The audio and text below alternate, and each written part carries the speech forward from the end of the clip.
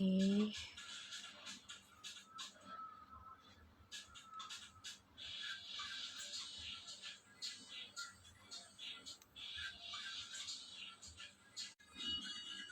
Oke, langsung mulai aja deh. Oke.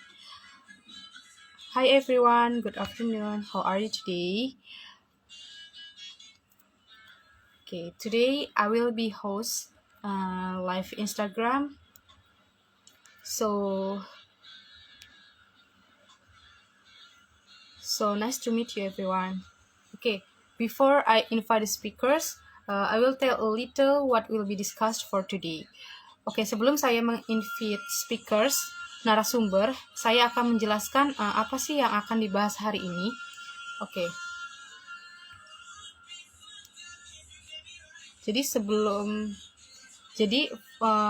For today's topic, we will discuss about how life as a Melbourne University student and what tips to get scholarship abroad, especially to get a scholarship at the University of Melbourne. Jadi untuk topik hari ini kita akan membahas mengenai bagaimana sih kehidupan mahasiswa Universitas Melbourne dan apa sih tips untuk mendapatkan beasiswa di luar negeri, khususnya beasiswa ke Universitas Melbourne. Penasaran kan?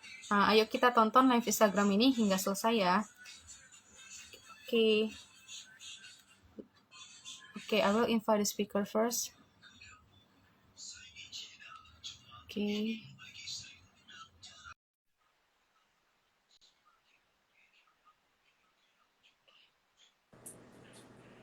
Halo. Halo Kak. Apakah terdengar suaraku secara jelas? Kedengaran Kak. Dengeran ya. Oke, hai. Sama-sama Dinda nih namanya. Halo Kak, iya benar sama-sama Dinda. Halo, apa kabar? Baik Kak, nice to meet you. Kakak gimana Nice to kabarnya? meet you. Baik, lagi COVID. Lagi COVID hari keberapa ya nih? Hari keempat apa? Atau hari kelima?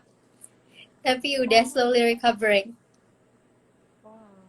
Semoga cepat sembuh ya Kak. Terima kasih ya. Terima kasih loh, Mimpi Besar ID Jakarta udah ajak aku untuk ngobrol-ngobrol. Thank you. Before entering the question session, we will introduce ourselves first. Sebelum memasuki sesi pertanyaan, mari kita memperkenalkan diri kita terlebih dahulu. Untuk yang pertama, silahkan untuk Kak Adinda memperkenalkan dirinya. Oke, halo teman-teman semuanya. Perkenalkan, aku Adinda. Aku adalah seorang Executive Director dan Producer dari Askara. Kalau mau cek Instagramnya di @askara_productions. Aku juga adalah seorang Master of Arts and Cultural Management from the University of Melbourne. Dan aku memperoleh beasiswa untuk sekolah di sana. Gitu. Oke, giliran saya untuk memperkenalkan diri. Hai everyone, nama saya Adinda Variani. Saya mahasiswa semester 7 dari Universitas Dharma Persada dengan jurusan Bahasa dan Kebudayaan Jepang. Nice to meet you everyone. Okay. Today there will be two question session. The first session there are 3 questions related to the majors. The second session or the last question session there are 5 questions related to the educational experience while at the University of Melbourne. Jadi hari ini ada 2 sesi pertanyaan. Pertanyaan pertama ini terdapat 3 pertanyaan yang berkaitan dengan jurusan yang diambil. Dan sesi kedua atau sesi pertanyaan terakhir ini terdapat 5 pertanyaan yang berkaitan dengan pengalaman edukasi selama di Universitas Melbourne. Lalu setelah itu pertanyaan maka dilanjutkan ke Q&A. Oke, kita mulai aja ya Kak. Tapi sebelumnya mohon maaf, misalnya saya tidak melihat ke arah kakak karena saya sambil merangkum jawaban kakak. Nggak apa-apa, it's okay, it's fine. Go ahead. Oke Kak, oke. Untuk sesi yang pertama, oke. Apa sih alasan kakak nih memilih jurusan seni dan manajemen budaya sebagai jurusan S2? Padahal kan jurusan kakak yang pertama itu beda, yaitu jurusan itu kan business administration. Terus kenapa kakak memilih Universitas Melbourne sebagai universitas S2 kakak? Oke, Nah, jadi sebenarnya aku ceritain dulu kali ya, awal mulanya tuh justru sebenarnya bukan di business administration. Jadi memang aku di tahun 2010 sampai 2014 itu aku mengambil business administration dengan konsentrasinya di marketing communication. Tapi sebenarnya aku perlu klarifikasi dulu. Sebelum itu aku udah pernah sekolah. Jadi sebelum aku S1 di komunikasi pemasaran di Atmajaya, aku tuh udah S1 bukan udah lulus ya maksudnya, tapi aku udah setengah jalan nih sekolah di Fakultas Kedokteran Atmajaya. Jadi teman-teman semua, aku perlu mengklarifikasi bahwa dulunya tuh aku sekolah kedokteran 2,5 tahun, dan aku tuh di situ justru malah menemukan passion aku di bidang seni pertunjukan. Jadinya waktu itu lebih sering latihan nari, lebih sering latihan acting, lebih sering latihan nyanyi daripada belajarnya. Jadi, long story short, aku drop out lah dari Atmajaya, pindah ke Atmajaya lagi tapi beda jurusan. Jadi pindah ke komunikasi pemasaran. Nah, sebenarnya kenapa ambil tapi berbeda? Karena aku merasa waktu itu aku pengen banget yang namanya bisa mengelola seni pertunjukan di Indonesia cakupannya gitu. Jakarta dulu lah. Nah, tapi aku merasa ilmu aku tuh belum lengkap kalau misalnya aku menjadi seorang sarjana komunikasi pemasaran. Kira-kira aku bisa tambah apa lagi ya? Makanya akhirnya waktu itu aku memutuskan aku harus ambil S2 nih. Kira-kira S2-nya apa? Nah, setelah dicari-cari berdasarkan research, yang paling cocok adalah si Arts and Cultural Management ini. Yang kebetulan di Indonesia tuh nggak ada jadi apa namanya fakultasnya, jadi aku harus cari keluar. Makanya waktu itu aku daftar beasiswa LPDP untuk sekolah akhirnya di The University of Melbourne gitu ceritanya. Oh, oke. Oke, Kak. Selanjutnya nih, apa aja sih, Kak, masalah Kakak nih pas kuliah di Universitas Melbourne? Kayak apa masalah sebagai mahasiswa itu di Universitas Melbourne itu apa aja sih masalahnya tuh secara mengatasinya bagaimana? Oke, kalau ditanya sebenarnya masalahnya apa, setiap sekolah pasti banyak masalahnya. Pasti juga Dinda juga pernah ngerasain kan, kayak susah-susahnya sekolah tuh apa aja. Nah, tapi specifically di S2 kemarin, aku merasa aku dituntut untuk belajar lebih mandiri. Karena kalau misalnya pas aku S1 di sini, aku merasa lebih sistemnya satu arah. Jadi dari dosen ke murid, murid belajar menghafal ujian selesai. Nah, tapi di S2 aku merasa aku lebih di-challenge in terms of framework berpikir, di mana setiap pelajaran itu berupa dialog. Instead of monolog dari dosen, tapi dialog. Kita selalu ditanyakan, kalau misalnya kasusnya seperti ini, menurut kamu gimana? Kalau situasinya seperti ini, gimana? Jadi kita dituntut untuk berpikir secara komprehensif, berpikir secara detail mengenai suatu aspek. Itu yang menurut aku sangat-sangat berbeda sama apa yang aku dapatkan di S1 di sini. Tantangannya juga adalah waktu itu kan aku pergi beasiswa LPDP. Jadi kalau beasiswa LPDP itu kita dikasih kayak apa ya namanya, uang biaya hidup. Nah, jadi kita dikasih uang biaya hidup, dikasih uang biaya sekolah, semuanya ditanggung sama LPDP. Nah, tapi kan tentunya misalnya nih kayak aku kemarin, aku kan misalnya pengen jalan-jalan atau misalnya aku pengen beli beberapa hal. Nah, ini yang aku belum pernah share di platform manapun adalah aku waktu itu sempat kerja part time. Jadi setiap summer atau setiap winter begitu sekolah lagi off, jadi nggak pas sekolah ya kerjanya, pas sekolahnya lagi off itu aku kerja untuk beresin apartemen orang, aku bersihin, terus nanti digaji per hourly-nya berapa, lalu kita bantuin orang pindahan. Nah itu tuh very common in Melbourne to actually do that as a job, yang lumayan lah kita bisa ngumpulin uang sedikit-sedikit untuk misalnya bikin kita lebih happy, lebih semangat sekolahnya juga, lebih ke leisure and entertainment gitu. Jadi aku ngerasa itu challenging juga karena di sambil aku juga sekolah, aku juga ada pekerjaan part time, dan tentunya sekolah sendiri udah challenging sih di S2 itu gitu. Oke. Lalu apa sih suka duka Kakak ini mengambil jurusan S2 nih, tapi kan S2-nya nggak selinier nih dengan jurusan S1 Mhm, Kakak. Apa sih mhm. bukan? Oke, suka dukanya sih lebih banyak sukanya sih kalau dibilang sebenarnya, karena seneng banget belajar sesuatu hal yang kita emang passionate about. Dan mungkin banyak orang, dulu aku pun juga ngerasa miskonsepsi tentang passion. Aku pikir passion itu sesuatu yang aku harus cari di luar, padahal aku harus seek within myself. Dan aku ngerasa sangat bahagia dan fulfilled begitu akhirnya belajar lebih dalam lagi di jurusan Arts and Cultural Management. Jadi lebih banyak sukanya karena belajar tentang hal-hal baru seperti gimana sih caranya mengelola event, terus gimana caranya kita bikin exhibition, gimana caranya kita memasarkan seni kita, gimana caranya kita berdialog dengan audiens kita, gimana sih sebenarnya kita bikin suatu pertunjukan atau suatu event yang cocok sama target market kita. Jadi banyak banget yang dipelajarin yang baru, completely new dari S1 aku gitu. Kalau dukanya mungkin ya biasa ya, maksudnya sekolah kan pasti challenging. Dan aku merasa di S2 itu aku sangat di-challenge untuk belajar mandiri sebagai seorang pribadi, di mana misalnya nih dalam seminggu ya aku sekolah mungkin cuma 2 hari, tapi bacaannya tuh banyak banget, berpuluh-puluh journal untuk dibaca, untuk ngerjain tugas. Jadi kalau akunya nggak mandiri akan sangat susah untuk keep up. Therefore juga I think yang orang-orang nggak terlalu tahu, kita kan biasanya kalau di Instagram kita ngepostnya yang happy-happy aja ya. Nah, jadi aku juga perlu mengklarifikasi dan meluruskan bahwa di luar posting-posting di Instagram itu, aku struggling juga gitu. Aku juga pengen kasih tahu bahwa sekolah itu tidak mudah. Tapi happy, jujur aku happy banget sekolah.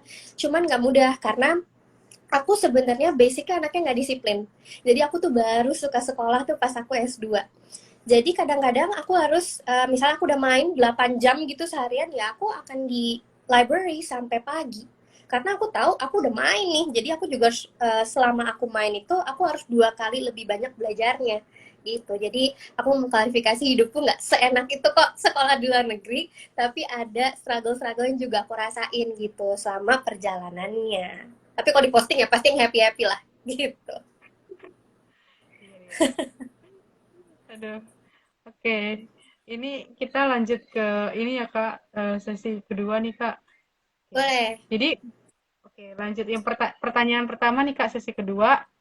Oke. Kakak kan pernah nih mendapatkan beasiswa LPDP nih di Universitas Melbourne. Terus boleh Mm-mm. tahu tips-tips supaya bisa dapat beasiswa LPDP?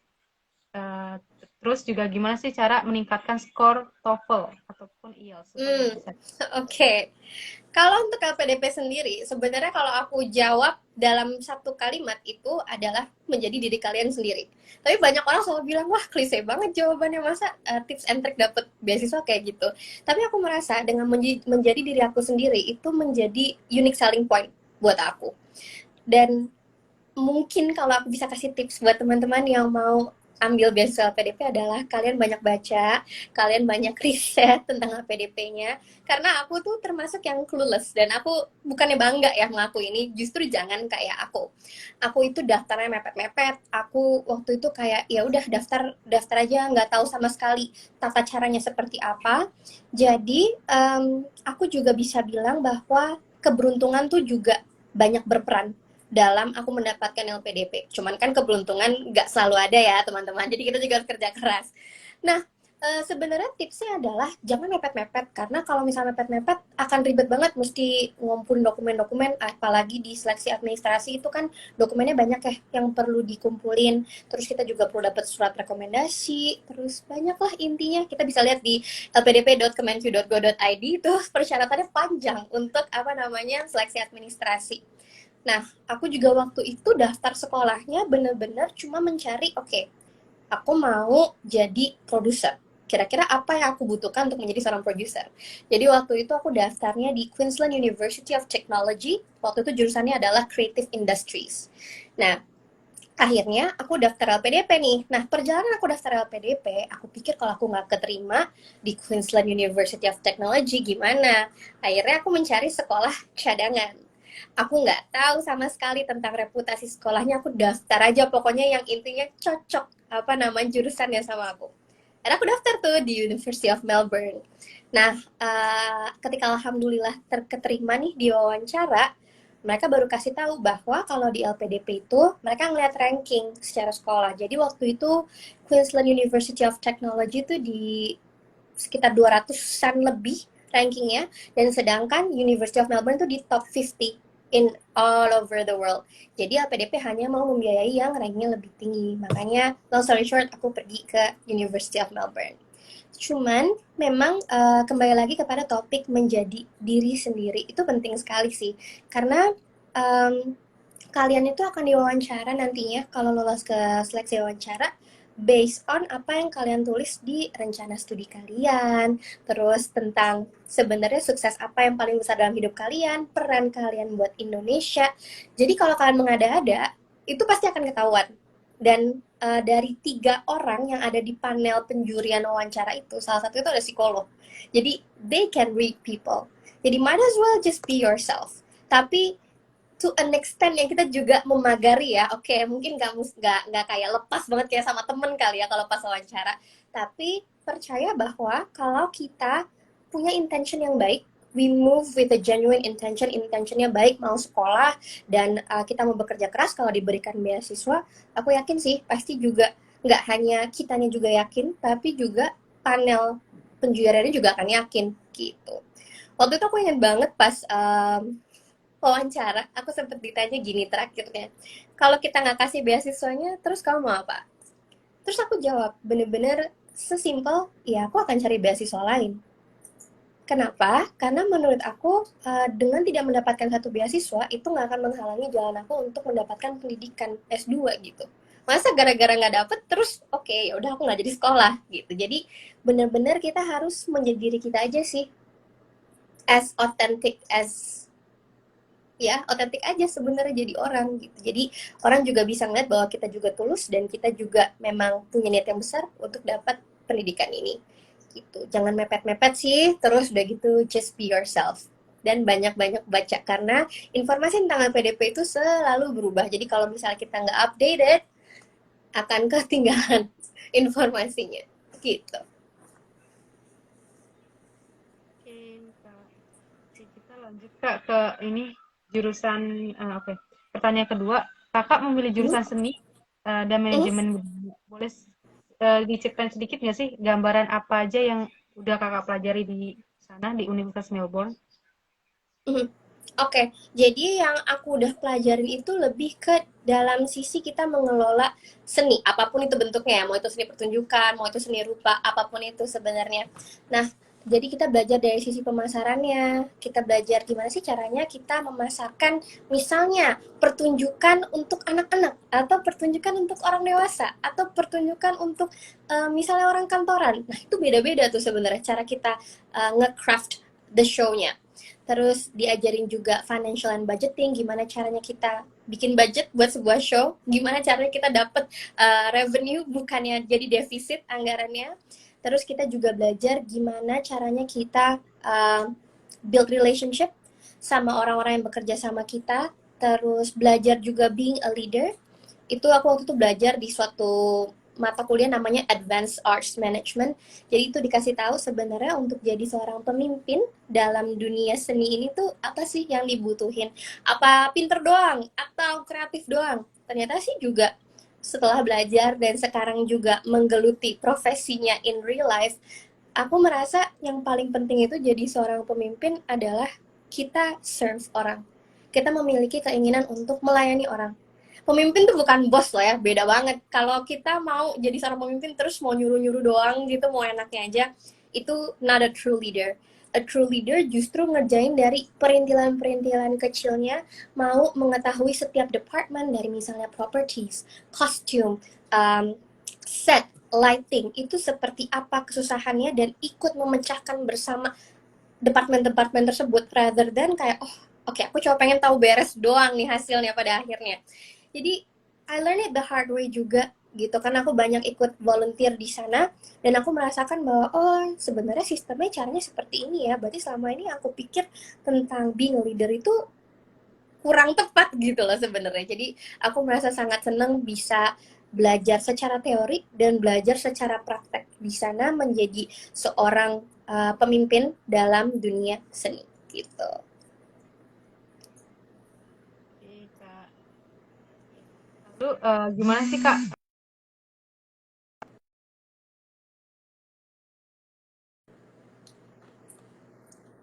Sorry Dinda, boleh diulang sedikit? Tadi kayaknya agak sinyalnya agak terganggu. Oh Boleh iya. diulang? Oke, iya Kak. Sebentar. Ini menurut Kakak nih seperti apa dan bagaimana sih prospek kerja sebagai seorang produser itu? Oke, proses bekerja ya pertanyaannya. Apakah pertanyaannya boleh diulang sedikit? Prospek kerja seorang produser. Oke, prospek kerja dari seorang produser. Sebenarnya kalau jadi produser itu lumayan ini ya, lumayan enaknya adalah kita bisa tap into various things. Jadi nggak harus jadi produser seni pertunjukan aja, nggak harus jadi produser film aja. It can be anything selama kita tahu ilmunya dan industrinya. Nah, orang suka miskonsepsi nih. Mereka berpikir, oh kalau gue tahu ilmunya, berarti gue bisa tap on every single industries dong. Kurang tepat karena kita juga harus mau tahu sebenarnya industri yang mau kita geluti sebagai produser itu seperti apa. Misalnya, contohnya aku ambil contoh dari diri aku sendiri, aku mau jadi produser seni pertunjukan, jadi aku bener-bener cari tuh, oke, aku produser, aku seperti ini, industri yang aku geluti itu seperti apa. Pasti akan berbeda tentunya, misalnya contohnya industri seni pertunjukan sama industri film gitu. Itu kan pasti akan sangat berbeda. Terus misalnya industri iklan, pasti apa yang dibutuhkan dari kita sebagai seorang produser juga berbeda. Therefore, menurut aku yang paling penting juga produser itu harus bisa adaptasi sama setiap situasi. Kenapa? Karena we're the heart of the company. Jadi kita adalah seseorang yang orang akan depend ke kita. Jadi we have to be strong, we have to be resilient, we have to be tough under pressure. Dan sometimes it gets lonely, tapi menurutku with a great team, dengan tim yang semuanya punya kemampuan untuk saling mendengar, saling berbicara, saling mendengar, bukan hanya berbicara untuk lo dengerin gue, jangan maksudnya lo dengerin gue satu arah aja, itu akan baik sekali sih menurut aku. Dan bahwa kita nggak pernah bisa bekerja sendiri sih, itu yang menurutku aku belajar banget sebagai seorang produser. Tapi definitely kalau balik lagi kita ngomong tentang career prospect, itu sangat beragam, tergantung kitanya aja sebenarnya industrinya mau kemana dan kemauan kita untuk belajar di industri tersebut gitu.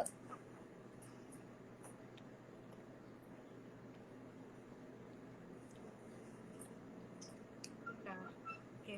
Lalu untuk pertanyaan selanjutnya nih, tips untuk kakak nih bagi mahasiswa nih yang masih sedang kuliah, seperti saya nih kak, tapi saya bukan jurusan ini sih, seni. Tapi misalnya kalau misalnya teman-teman nih audiens pada ada apa namanya dari jurusan seni, kakak ada tips gak sih buat mereka, apa sih yang akan dilakukan untuk mereka tuh selama kuliah? Selama kuliah, oke, maksudnya untuk kalau misal mau ambil jurusan arts and management, bener? Iya. Gitu kan pertanyaannya? Oke, sebenarnya sih aku merasa yang paling penting adalah keep yourself open to possibilities. Jadi intinya kita jangan pernah menutup diri kita dari hal-hal baru atau hal-hal di sekeliling kita. Misalnya nih, contoh aja. Misalnya aku sukanya seni pertunjukan, terus aku nggak mau tahu di tentang industri yang lain. Nah, jangan, karena belum tentu itu adalah hal yang baik buat kita. Siapa tahu loh sebenarnya hal-hal yang kita belum pelajari atau hal-hal yang kita takutin itu hal-hal yang sebenarnya berpotensi sangat baik buat kita. Jadi I think keep yourself open to possibilities. Jadi selalu open aja sama semua kemungkinan yang ada. I think itu bikin kita jadi lebih resilient as a person, dan juga kita lebih adaptif juga sebagai orang. Jadi menurutku yang paling penting adalah belajar hal sebanyak-banyaknya sih. Karena when you're a producer, lagi-lagi seperti yang aku bilang, you are the core of the company, people look up to you. Kita tuh harus bisa mengequip diri kita dengan banyak hal. Contohnya misalnya, ya seorang produser nggak bisa cuma mau tahu, misalnya cuma mau tahu budget aja.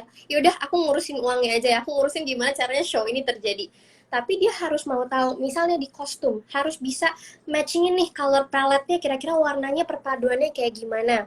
Terus misalnya set, apakah setnya nanti ini mendukung atau jadinya nggak mendukung tariannya. Nah, itu tuh kita harus mengequip diri kita yang mungkin harus kita lakukan justru di luar sekolah. Justru malah being street smart, jadi belajar dari luar yang bukan sekolah, itu jauh lebih penting dibandingkan belajar di sekolah. Apalagi sekarang, kita mau belajar di mana aja bisa. Course dari yang bayar sampai nggak bayar ada. Instagram, YouTube, TikTok, even.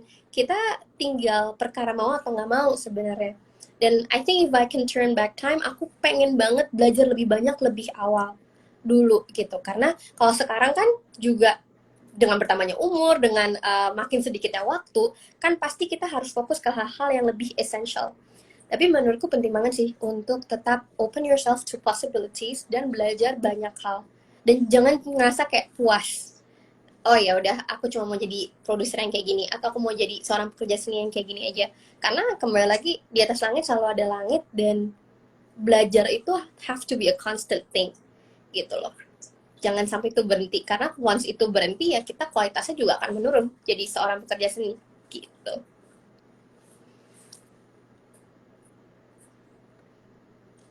Oke, Kak. Lalu nih ada pertanyaan terakhir nih, Kak. Apa sih saran Kakak nih untuk teman-teman nih yang mau ambil beasiswa LPDP S2 di luar negeri? Apa sih yang harus dipersiapkan gitu, Kak, untuk mengambil LPDP S2 di luar negeri? Sebenarnya apa yang harus disiapin seperti yang tadi aku bilang sih, pertama siapin dirinya dulu. Tanyakan pada diri kalian sebenarnya alasan kalian mau ambil beasiswa ini tuh apa. Aku tahu banyak banget orang yang ngerasa oke, okay, S2, S3 tuh prestigious banget, keren banget gue kalau misalnya S2 atau S3. Tapi percayalah kalau itu yang menjadi motivasi kalian, itu namanya motivasi eksternal. Nah, begitu itu motivasi eksternal and then things get rough, dan pasti aku jamin it will get rough. Nantinya itu akan ada tantangan-tantangan yang kalian hadapi di S2 atau S3. Itu kalian nyerahnya gampang banget. Makanya paling penting adalah untuk mencari motivasi internal, motivasi dari diri kita sendiri. Sebenarnya kenapa sih mau S2, mau S3? Butuhnya apa? Butuh atau enggak? Butuh atau cuma mau buat gengsi-gengsi aja? Karena kalau buat gengsi-gengsi aja, agak buang-buang waktu ya, dan capek juga loh sekolah tuh. Kalian juga harus mempertanggungjawabkan kan, apalagi tuh beasiswa. Kalian dibiayai oleh negara, kalian harus sekolah demi nantinya kalian kembali lagi pulang ke sini untuk menyukseskan negara. Jadi banyak banget tanggung jawabnya, nggak cuma kayak sekedar oke, belajar ke luar negeri dapat beasiswa udah selesai. Nah, mental sih, definitely ask yourself, apakah ini yang bener-bener gue pengen buat hidup gue, itu satu. Kedua, yang paling penting adalah yang menyiapkan berkas-berkasnya tersebut, karena itu perlu waktu. Menyiapkan berkas-berkas, terus menulis esai, itu nggak bisa terjadi dalam semalam.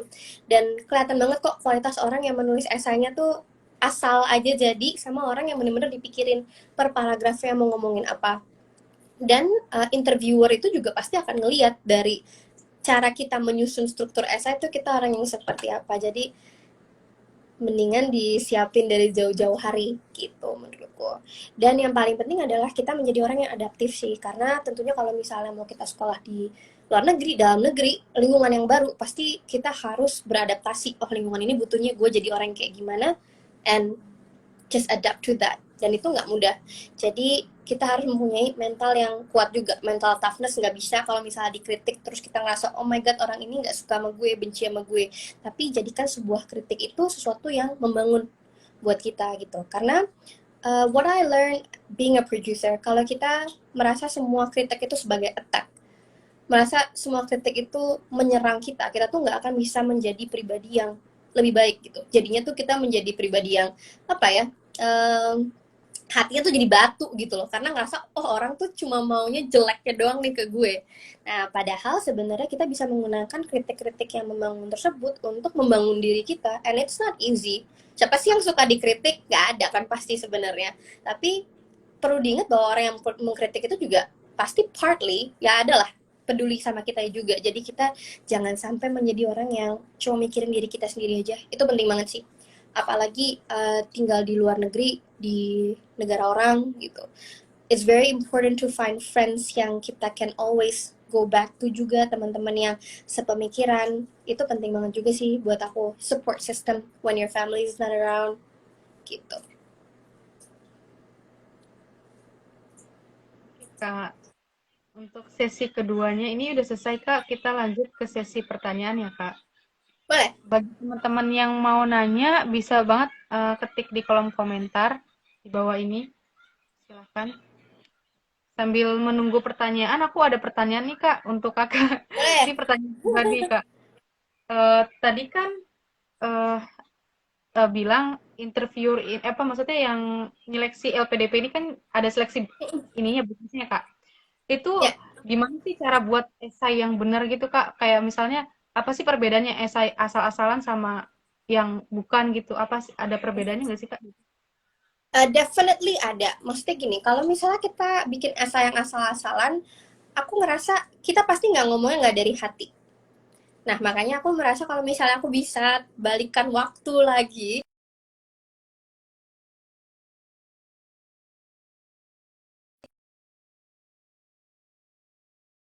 tapi adalah ada faktor keberuntungan. Nah, aku waktu itu memang nulis, aku beruntung aku nulis dalam sekali. Coba, aku tulis apa yang ada di pikiran aku dan bener-bener jujur dari hati aku. Waktu itu kan esainya itu tentang peranku bagi peranku bagi Indonesia dan sukses terbesar dalam hidupku.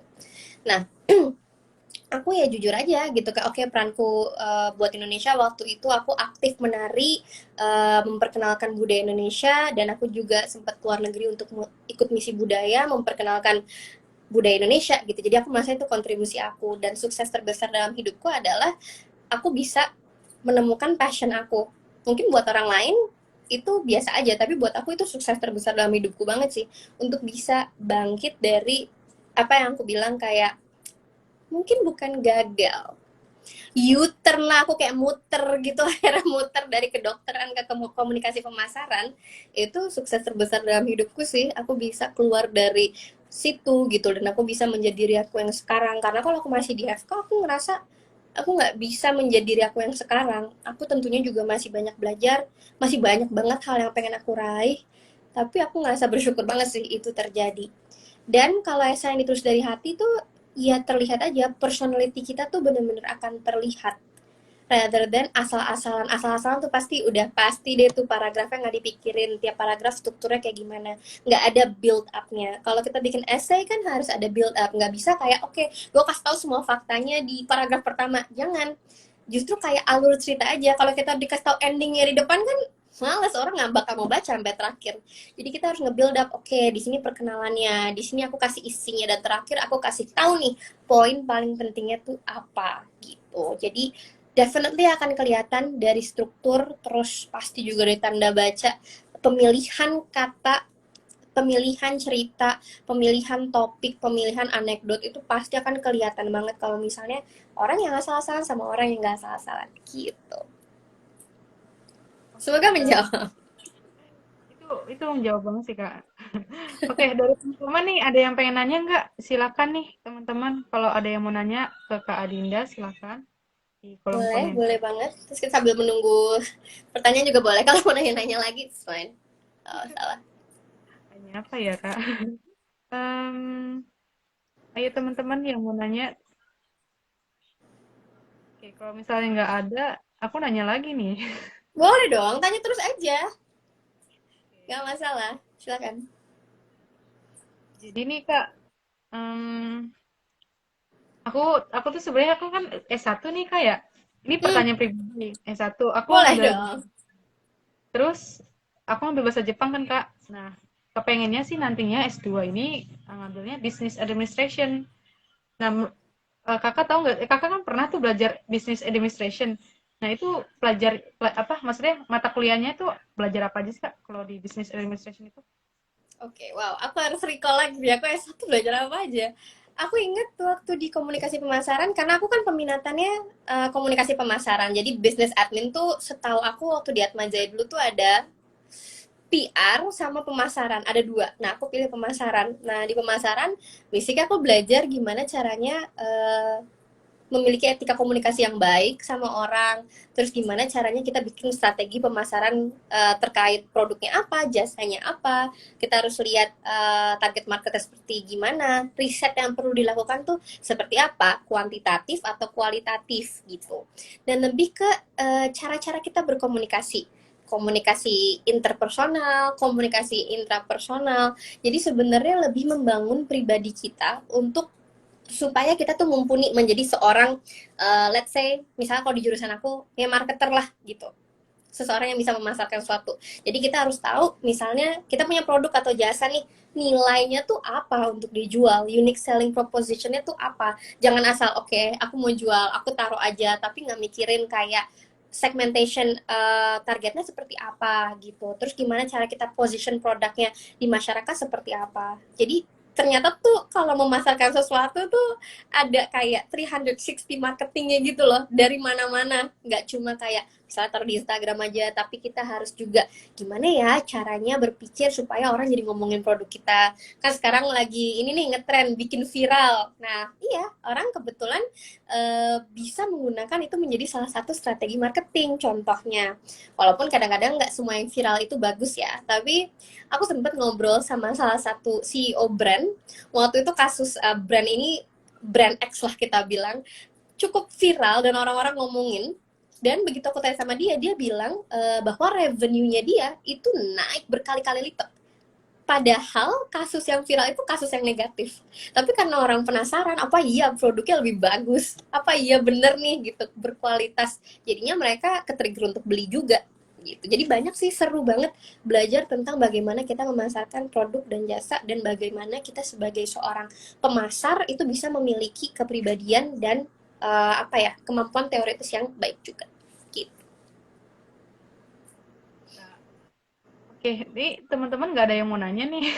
Ini kayaknya hanya melihat. Melihat saja. Oke, kalau misalnya nggak ada, nanya lagi nih. Boleh Sebagai, dong. Boleh oke. dong, Kak Dinda, silakan.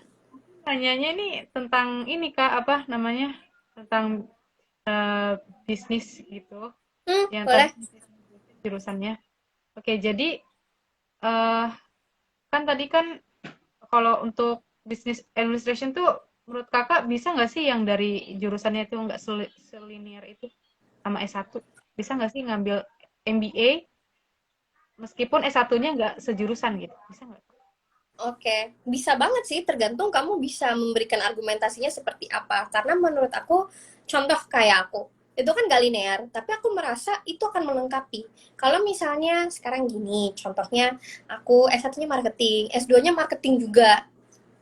Kalau dipikir-pikir, kenapa kita belajar dua hal yang berbeda ya? Berbeda, dua hal yang sama ya. Mendingan kita cari sesuatu yang berbeda yang bisa, kalau digabungin, itu jadi sesuatu yang bakal menguntungkan buat kita di hidup kita. Misalnya, contohnya, misalnya S1-nya ekonomi deh gitu. Misalnya belajar tentang angka-angka dan segala macam gitu. Oke, aku butuh apa ya? Misalnya, oh aku butuh skill bisnis. S2-nya ambil MBA. Menurut aku itu make sense banget sih. Justru malah make sense ambil sesuatu yang berbeda gitu. Yang penting bisa saling melengkapi. Kalaupun nggak saling melengkapi pun sebenarnya nggak masalah ya. I think semua orang bebas dan berhak memilih kayak oke, S2-nya aku mau yang lain gitu. Kenapa? Ya karena aku pengen. Yang nggak masalah selama kita bisa mempertanggungjawabkan dan bisa memberikan argumentasi aja sih sebenarnya. Gitu. Nggak apa-apa banget malah. Soalnya aku kira tuh kayak susah gitu loh Kak. Maksudnya nggak selinier gitu sama jurusan aku, takutnya kan nggak bisa gitu. Oke deh Justru Kak, menurut aku kayak kalau misalnya kamu sekarang punya pendidikan yang berbeda sama nanti yang kamu mau di S2, justru itu tuh nilai tambah kamu tahu. Bahwa wow gila dia bisa bahasa Jepang loh, dia ngerti nih budaya Jepang, terus misalnya dia mau kuliah bisnis, itu sesuatu yang unique selling proposition kamu sebagai orang. Jangan dijadikan karena berbeda jadinya itu menjadi suatu kelemahan, justru enggak, itu justru kekuatan kita sih yang kadang-kadang kita suka nggak lihat. Padahal tuh sebenarnya itu kekuatan kita. Kan jarang mungkin misalnya seorang pebisnis yang ngerti bahasa Jepang, yang tahu budaya Jepang, dan belajar bahasa asing itu still sih menurut aku salah satu komponen yang paling penting kalau kita tuh mau naikin level kita. Kalau misalnya kita mau daftar kuliah, daftar kerja, penting banget bisa bahasa asing tuh udah salah satu yang checklist gitu. Bahwa wow dia itu di atas rata-rata. Gak banyak loh orang yang bisa bahasa asing gitu. Jadi justru kamu harus berbangga dan justru malah harus lebih pede untuk ambil sesuatu yang berbeda gitu. oke. Oke deh Kak, makasih banyak nih pertanyaannya. Ini teman-teman nggak ada yang mau nanya ya? Tadi itu ada siapa tuh Kak? Ini siapa Hartanto Radian? Ini siapa Cuman nih, Kak Hartanto Rahadian? Boleh kalau mau bertanya. Siapa ya? Kok kayak aku kenal tapi aku kok lupa. Oke, mungkin aku sambil sharing sedikit aja kali ya. Sambil menunggu teman-teman bertanya, aku sambil sharing aja lebih ke apa yang aku kerjain sekarang gitu. Nah, sebagai Executive Director dari Askara, jadi Askara ini adalah sebuah company yang bergerak di bidang seni pertunjukan yang menyediakan basically A to Z dari kebutuhan production yang kalian cari. Contohnya dari konsep, koreografi, penulisan naskah, pembuatan musik, pembuatan set, pembuatan kostum, itu ada semua. Bahkan juga kita menyediakan talent-talent kalau misalnya butuh, misal untuk iklan atau untuk film atau untuk apapun itu, jadi kita juga biasanya outsource talent. Nah, sebenarnya yang menjadi challenge adalah kan sebenarnya seni pertunjukan itu masih sebuah industri yang berkembang ya di Jakarta, di Indonesia, bahkan dimanapun sebenarnya industrinya masih berkembang. Yang menurut aku menjadi suatu hal yang unik adalah Indonesia ini kan kita sebutnya masih negara berkembang ya. Nah, selama kita masih berkembang tuh kita masih bisa jadi apa aja. Jadi it's really amazing untuk kita trial and error a lot of things. Dan aku merasa di seni pertunjukan ini aku menemukan diri aku yang sebenarnya banget. Aku merasa aku passionate di bidang ini dan very thankful dengan adanya Askara kita bisa berkolaborasi dengan seniman-seniman yang hebat-hebat, seniman-seniman muda yang berkaryanya tuh bener-bener dipikirin, nggak ngasal aja. Jadi aku bener-bener sangat senang dengan apa yang aku jalani sekarang. Dan tentunya lagi-lagi aku perlu bilang dan klarifikasi bahwa dengan semua kesenangan itu pasti ada tantangannya juga. Ya tantangannya juga banyak gitu. Maksud aku in being a leader juga definitely banyak untuk memimpin orang-orang, untuk bikin sebuah project itu to be successful, kita harus punya kemampuan komunikasi bersama orang-orang yang bekerja sama kita tuh yang baik. Makanya it's very very important untuk kita punya awareness. Misalnya tim kita lagi gimana, lagi kenapa, kita tanyain, kita bantuin. Rather than kayak, oke, gue cuma pengen tahu beres aja. Menurut aku kalau misalnya kita bisa menumbuhkan empati, orang tuh datang ke kita, orang tuh bekerja sama company kita tuh kadang value-nya tuh bukan mengejar gaji yang besar, tapi mereka nyaman nggak kerja sama kita, mereka merasa dipedulikan nggak, mereka merasa didengar nggak. Jadi aku merasa itu value yang Askara mau tanamin sih untuk setiap orang yang bekerja sama kita, supaya besok-besoknya kalau kita repeat order, kita ajak-ajak lagi mereka mau gitu. Bukan semata-mata hanya value uang, tapi menumbuhkan rasa bahwa you are seen, lo bisa dilihat, lo bisa didengar, dan lo adalah bagian dari kita gitu. You're not someone else. You're a part of us. And I think that is something yang I'm still learning juga as a leader, dan aku juga yakin pasti owner-owner, co-founder dari performing arts community or performing arts company lainnya juga pasti ada yang merasakan keresahan yang sama aku, and that's okay, that's beautiful gitu. Hopefully one day nanti mungkin di Indonesia Emas di 2045 di mana kita bisa bikin lebih banyak produk dan service yang lebih globally recognized, kita udah bisa memajukan si seni pertunjukan ini nih menjadi salah satu asetnya Indonesia. Karena Indonesia tuh banyak banget yang bisa digali dari segi cerita, dari segi talent, dari segi artistik, dari segi production value. Menurut aku kalau misalnya kita bisa gabungin itu semua, it will be like an empire of performing arts. Dan aku nggak ragu sih selama kita lebih mengedepankan berkolaborasi daripada berkompetisi gitu. Oke. Ini dari teman-teman ada yang mau nanya nggak nih teman-teman? Boleh kalau ada mau nanya, kalau nggak mau nanya silakan Dinda bertanya lagi. Dinda dan Dinda berbicara, nggak masalah. Aduh, ini teman-teman ya ampun. Ya udah deh kalau misalnya waktunya tinggal 2 menit lagi, jadi Oke, okay? aku aja deh atau langsung aja ya kayak bagaimana nih kak enaknya? Atau kakak Boleh, mau terserah, aku ikut aja. bingung? Aduh, teman-teman ada yang mau nanya nggak teman-teman? Silakan kalau ada yang mau nanya boleh, silakan sekali. Kenapa cuma dilihat aja nih? Oh mungkin lagi hari Minggu kan nyantai kan gitu. Jadi kayak oke, okay, cuma mau enjoy aja conversationnya. Rather than engaging in the conversation ya nggak apa-apa. Tidak masalah, semua pilihan. It's fine. Oke, okay, silakan Kak Dinda. Oke. Jadi aku ada satu pertanyaan lagi nih Kak, pertanyaan terakhir dari Boleh. sesi Q&A. Jadi Mhm. menurut Kak lebih enakan apa sih namanya ngambil jurusan seni atau sama business administration menurut Kakak? Hmm, bingung Menggunakan ya kalau ditanya sebenarnya. Enakan aku lebih suka ambil Arts and Cultural Management sih sejujurnya. Tapi menurut aku kalau misalnya S1 ku bukan komunikasi pemasaran, aku akan agak lost. Karena sebenarnya learning in Arts and Cultural Management, ya itu gimana cara kita mengelola seni kan, which a part of it adalah memasarkan seni tersebut. Yang sebenarnya skill pemasaran itu aku dapat dari S1 aku kemarin. Jadi kalau ditanya enakan, mungkin Arts and Cultural Management more, tapi aku ngerasa aku nggak akan bisa fully comprehend atau fully ngerti apa yang aku belajar di S2 kalau aku nggak punya S1-nya tuh background-nya si pemasaran tersebut itu. Jadi it sort of tangle with each other gitu. Itu melengkapi satu sama lain, kayak jodoh gitu loh. Jadi melengkapi satu sama lain aja sebenarnya. Dan aku seneng sih sampai sekarang pun I'm very passionate juga about marketing. Aku juga masih suka banget ngikutin apa sih yang terjadi di dunia pemasaran sekarang gitu. Nggak kayak oke udah selesai satunya jadi aku nggak mau tahu lagi. Tapi iya sih kalau tanya lebih passionate sekarang ya definitely lebih passionate dalam mengelola seni gitu. Aku lebih suka belajarnya, lebih seru gitu. Sesi Q&A-nya udah berakhir nih Kak. Oke. Jadi ini aku buat kesimpulannya. Mohon maaf nih Boleh. kalau misalnya kesimpulannya ada salah. Bisa dibantu Nggak apa-apa. diperbaiki. Oke. Jadi Kak Adinda Ninggia Chandra ini pernah S1 Fakultas Kedokteran di Atmajaya. Namun karena Kak Adinda ini punya minat ke kesenian, akhirnya dia drop out dan ngambil jurusan Business Administration, lalu akhirnya dia S2-nya ngambil jurusan seni gitu.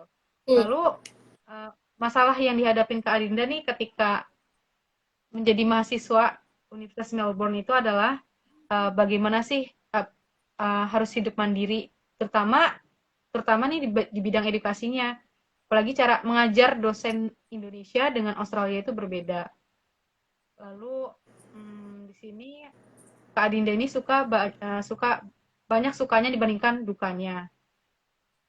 Lalu kalau untuk sukanya itu contohnya tuh misalnya kayak bagaimana sih cara membuat event, bagaimana sih cara berkomunikasi dengan orang lain dan lain-lain gitu. Lalu untuk dukanya sendiri di sini Kak Adinda ini merasa untuk belajar mandiri dukanya karena harus misalnya kayak kakak nih membaca jurnal yang banyak, terus apa-apa harus sendiri tanpa ada libatkan dosen gitu kayak kak, kayak nggak kayak di Indonesia gitu. Terus untuk tips dan trik mendapatkan beasiswa LPDP nih dari Kak Andinda ini yaitu dengan menjadi diri sendiri. Itu sangat penting karena nanti di sesi wawancaranya ini akan ada psikologi yang membaca diri kalian gitu. Jadi ngalir aja gitu. Kalau misalnya ditanya eh, mau apa, jawab aja Ya. seapa adanya. Hmm. Jadilah diri sendiri. Lalu setelah itu banyak baca.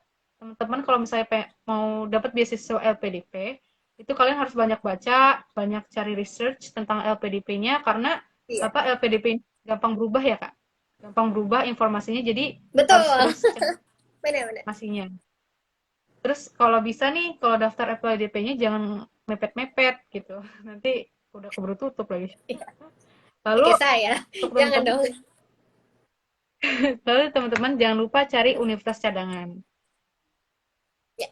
Dan di sini Kak Adinda juga belajar selama S2 di Universitas Melbourne itu dia belajar mengenai bagaimana sih cara memasarkan acara keseniannya, bagaimana cara mendapatkan budgetnya sesuai acara, dan bagaimana cara untuk menjadi leader yang baik.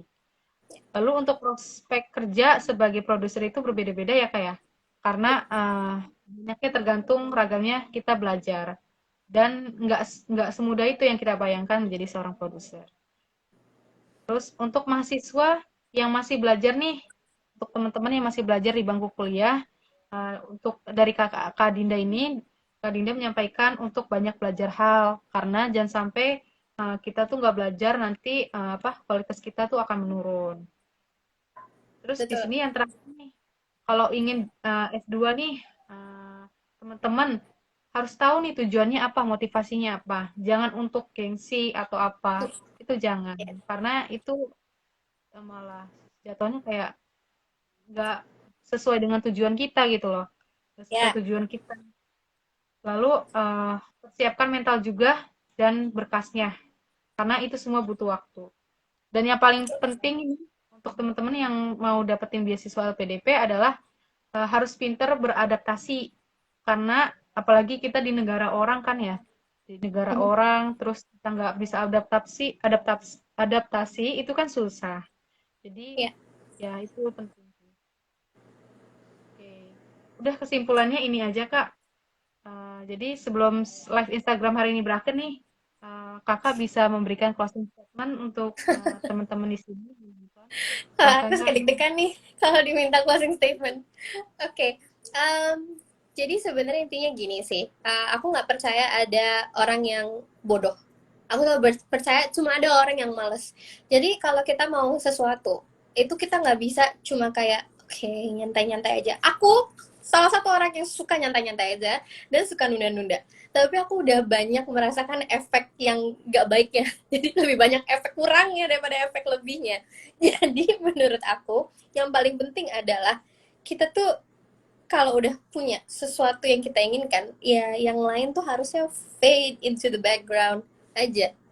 Yang paling penting adalah kita fokus dan apapun yang kita lakukan yang menuju ke situ gitu loh. Jangan misalnya gini, oke, okay, misalnya maunya sesuatu yang berbeda, tapi melakukannya cara untuk mendapatkan hal yang keren dan extraordinary itu tetap sama. Menurutku hanya orang gila yang melakukan hal yang sama tapi menghasil yang berbeda. Jadi, memang kita juga harus usahanya extraordinary untuk memiliki sesuatu yang extraordinary juga, gitu. Dan itu sih yang kadang-kadang bahkan aku sendiri merasa, aku pun masih sering kayak gitu. Jadi, sambil mengingatkan satu sama lain. Itu satu. Dan yang kedua adalah, itu sih, lebih menjadi seorang generalist rather than a specialist. Jadi, penting banget, apalagi untuk menuju ke Indonesia Emas 2045 ini, untuk kita lebih banyak belajar banyak hal, rather than fokus sama satu hal yang kita bisa. Bukannya jadi jelek kalau kita cuma bisa satu hal, tapi akan lebih baik kalau kita mengequip diri kita dengan banyak hal yang nantinya bisa mendukung kita masuk ke banyak field, ke banyak industri. Jadinya tuh kita apa ya omongannya bisa hidup di dunia mana aja gitu. Sebenarnya juga jadi kita meningkatkan level adaptasi kita dengan cara kita juga belajar lebih banyak hal. Menurutku itu sih sekarang yang perlu kita sama-sama lakukan supaya kita juga nanti when we look back into our lives, kita lihat hidup kita nantinya lagi pas mungkin kita udah lebih tua, terus kita nggak nyesel gitu loh, mestinya aku ngelakuin ini ya, mestinya aku ngelakuin itu. Jadi mendingan dilakuin sekarang karena there's no better time than now. Jadi coba sekarang dipikirkan kira-kira what is the one thing yang kita mau lakuin tapi kita nggak pernah lakuin, why don't you try now gitu. Just give it a try, dan nyoba itu gak ini kok apa namanya nggak dosa, nggak salah. Jadi coba aja dan jangan takut gagal, jangan takut salah, karena semua orang pasti ada gagalnya, ada salahnya. Kalau kepikiran kita cuma aduh ntar orang ngomong gini, orang ngomong gitu, gue takut salah, kitanya nggak akan maju-maju gitu loh. Itu pun juga sesuatu yang aku masih mencoba untuk belajar untuk diri aku sendiri juga gitu. Jadi pada akhirnya soalnya yang hidup kita ya teman-teman, jadi kita lakukan apa yang menurut kita baik buat kita, yang tidak menyakiti orang lain tentunya, tapi lakukan apa yang menurut kita benar buat hidup kita. Jangan sampai kita hidup dalam penyesalan, karena yang penyesalan tuh nggak enak banget. Kalau misalnya penyesalan datangnya selalu di akhir, nggak di depan. Nanti kalau di depan ya itu namanya pendahuluan, ya nggak mungkin kan. Jadi selalu di terakhir, jadi jangan sampai kita menyesal later on in our lives gitu. Itu aja, terima kasih. Oke Kak, thank you Kak.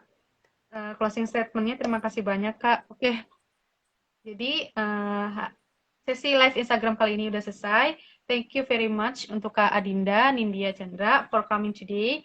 Terima kasih juga untuk teman-teman yang sudah turut meramaikan hingga selesai. Oke, sekian dari kita. Thank Wassalamualaikum warahmatullahi you. wabarakatuh. Kak. Assalamualaikum warahmatullahi wabarakatuh. Kak. Terima kasih so much. Thank you so much, Dinda. Thank you so much, Mimpi Besar Jakarta, for inviting me. See you soon.